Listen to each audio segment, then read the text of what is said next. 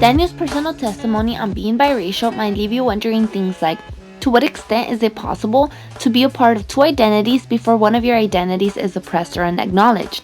How else do institutions like UCLA discriminate against individuals' multiple identities? So here in UCLA, we have seen discrimination against the Latino-Latina Greeks identity this past month, Friday, April 12th on RAZA Weekend. What is RAZA Weekend? RAZA Weekend is a welcome event held every year for newly admitted self-identified Chicano-Chicana, Latino-Latina high school students.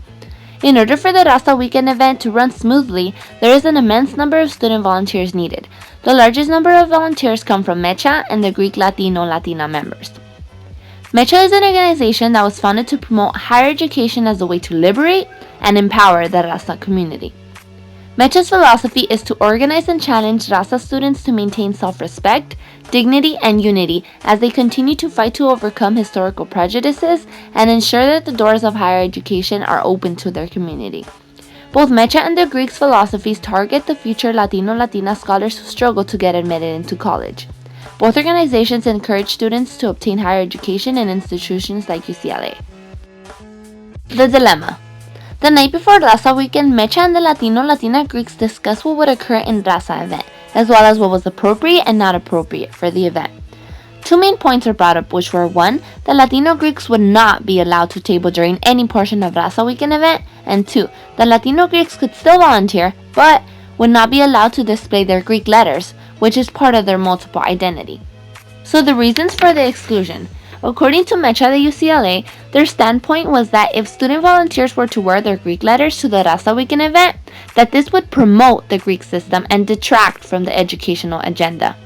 According to the Greek Latino and Latina standpoint, MEChA de UCLA discriminated against Greek identity of their own Latino-Latina members who hold an identical philosophy as MEChA's, which is to empower one's RAZA community while promoting higher education.